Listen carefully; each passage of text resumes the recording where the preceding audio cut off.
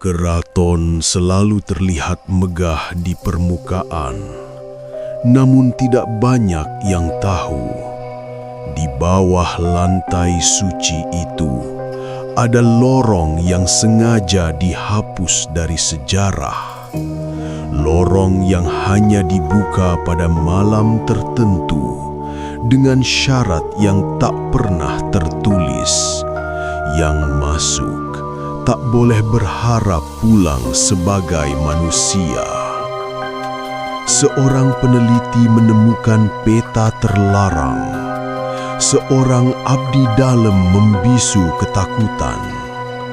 Dan pada Selasa Kliwon, langkah kaki terdengar dari bawah tanah, berbaris rapi, seolah sedang mengantar seseorang ke takdir yang telah dipilihkan. Jika kamu berada di keraton, pastikan kakimu tidak berdiri tepat di atas pintu yang salah.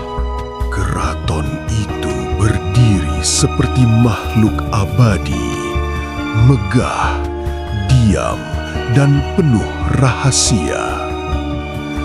Di siang hari, ia menjadi pusat kebudayaan dan wisata. Namun pada malam tertentu, terutama Selasa Kliwon, keraton seolah bernafas sendiri.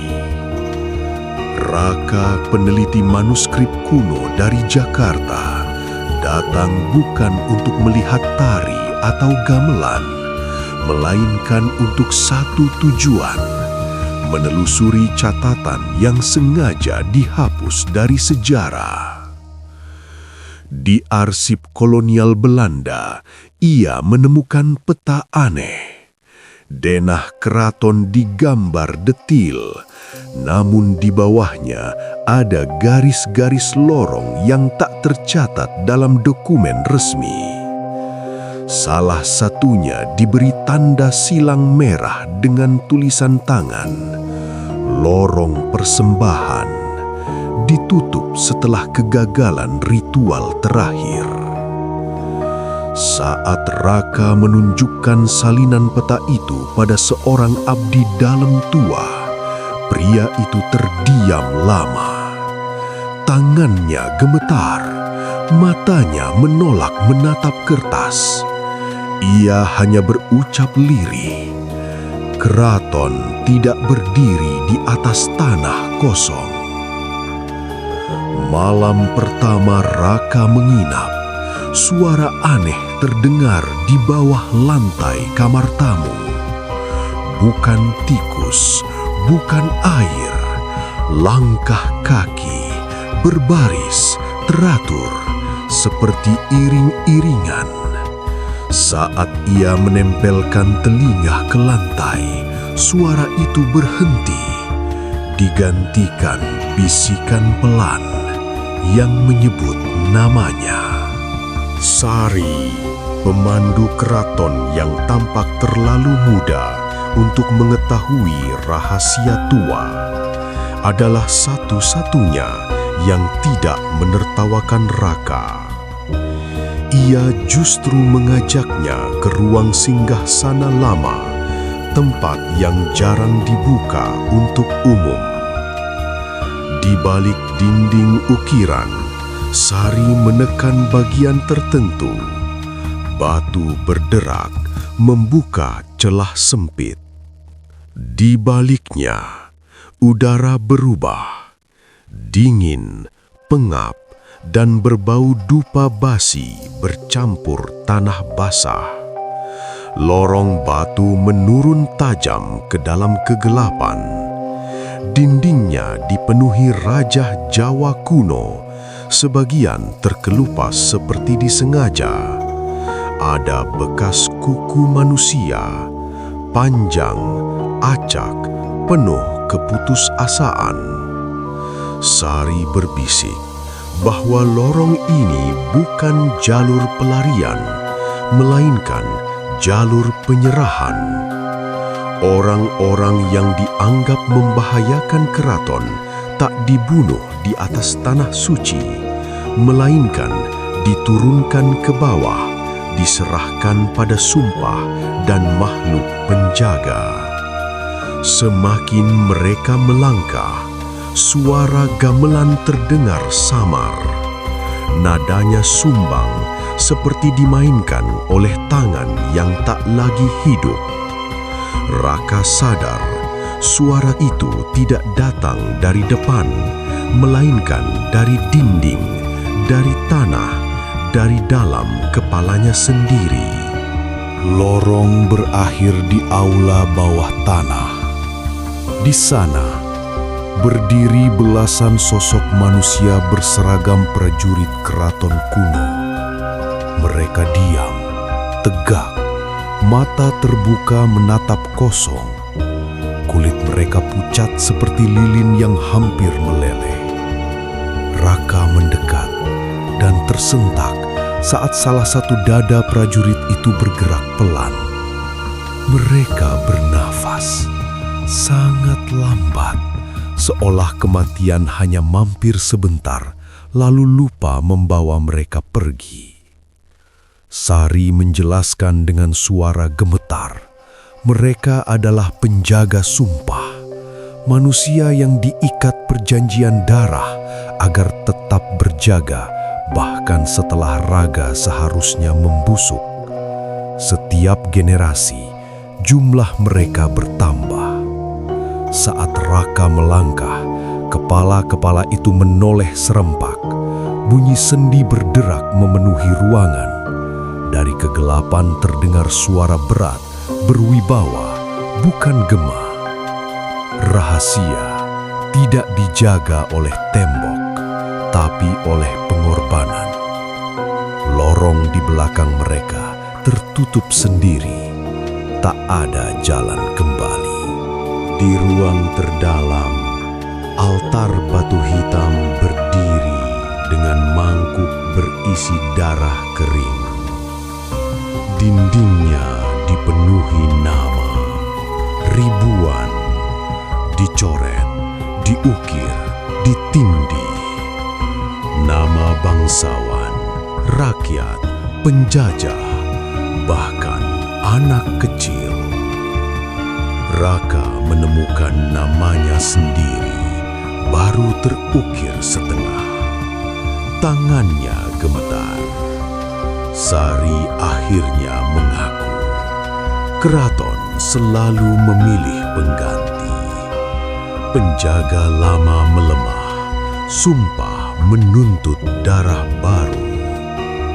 Pengetahuan tentang lorong ini adalah tanda terpilih. Darah menetes dari langit-langit membentuk raja hidup di lantai. Para prajurit mendekat. Sari mendorong Raka menjauh, berdiri di depan altar. Dengan suara mantap, ia mengucap sumpah lama yang telah diwariskan keluarganya. Saat ikatan terjadi, jeritan terdengar, bukan dari Sari, melainkan dari lorong itu sendiri, seolah ia menolak kehilangan mangsa. Raka terbangun di halaman keraton saat fajar. Tak ada pintu, tak ada lorong. Para abdi dalam menyangkal semuanya. Peta di tangannya kosong, seolah tinta tak pernah ada. Namun, sejak hari itu, setiap Selasa Kliwon, Raka mendengar gamelan lirih dimanapun ia berada. Dalam cermin, bayangannya kadang terlambat bergerak. Saat berjalan di atas lantai tua, ia merasakan denyut halus, napas panjang dari sesuatu yang masih hidup di bawah tanah. Keraton tetap berdiri anggun. Wisatawan tersenyum, kamera berkilat. Tak ada yang tahu bahwa di bawah kaki mereka, lorong terlarang masih ada, menunggu. Karena rahasia besar tidak pernah dibiarkan kosong. Ia selalu meminta penjaga. Dan suatu hari, mungkin ia akan memanggil lagi. Keraton tetap berdiri anggun. Wisatawan datang dan pergi. Kamera menyala, tawa terdengar. Tapi tak satu pun menyadari bahwa di bawah kaki mereka sesuatu masih bernafas, menunggu. Lorong itu tidak pernah runtuh. Ia hanya disangkal karena rahasia besar tidak dijaga oleh kunci, melainkan oleh pengorbanan. Dan jika suatu malam kamu mendengar gamelan tanpa sumber atau lantai terasa berdenyut pelan, jangan mencari jawabannya.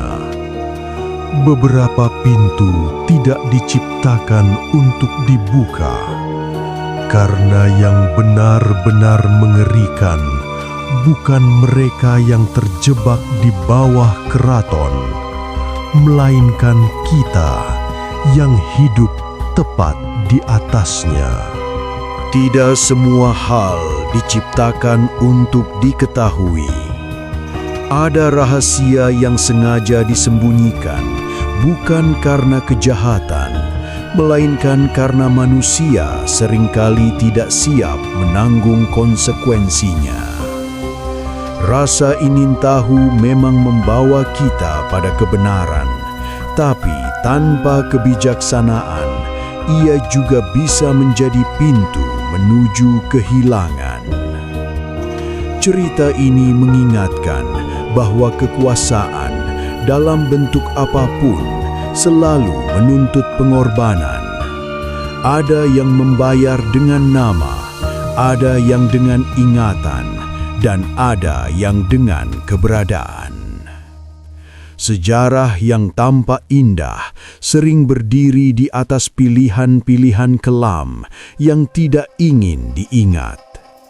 Dan mungkin yang paling sunyi dari semua pelajaran ini adalah kadang kita tidak benar-benar pergi. Kita hanya ditinggalkan untuk menjaga sesuatu agar orang lain bisa hidup tanpa pernah tahu harganya.